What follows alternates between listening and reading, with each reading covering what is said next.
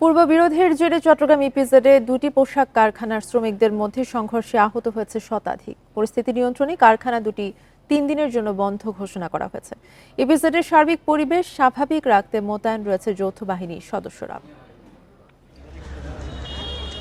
সড়ক জুড়ে ইটপাটকেল, ব্যাপক ভাঙচুরের চিহ্ন ইপিজেডের জেএমএস ও মেরিমকো কারখানায়। পূর্ববিরোধের জেরে শনিবার সকালে ইপিজেডের 6 নং সেক্টরের কারখানা দুটির শ্রমিকরা সংঘর্ষে জড়ায়।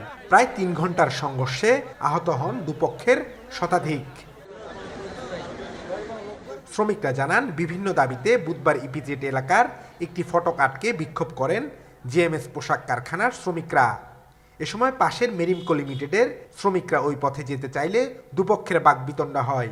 এরই সূত্র ধরে শনিবার জিএমএস কারখানায় হামলা চালায় মেরিমকোর শ্রমিকরা। শুরু হয় সংঘর্ষ। মালিকের কাছে আমরা আমাদের দাবি চাইতেছি, কিন্তু ওরা আমাদের অফিসে ঢুইকা আমাদের উপর আমাদের বোনদেরকে মারছে। বুধবার যে তাদের সাথে একটা রেশারেশি হয়েছে, ওটা রেশের জোর ধরে ওরা ওয়ার্কাররা সব একত্র হয়ে আমাদেরকে অ্যাটাক করছে। ওরা ব্যবসাকে আটকাই দিয়েছে, আমাদের সঙ্গে আন্দোলন করতে হবে। আমরা বলছি না, তোমাদের আন্দোলন তোমরা করো, আমাদের আন্দোলন আমরা করো, হয়ে গেছে, সমাপ্ত হয়ে গেছে, আমরা যেতে দাও।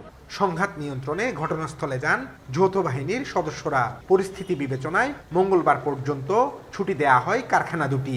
দুটো গার্মেন্টস 3 দিনের ছুটি ঘোষণা করেছে।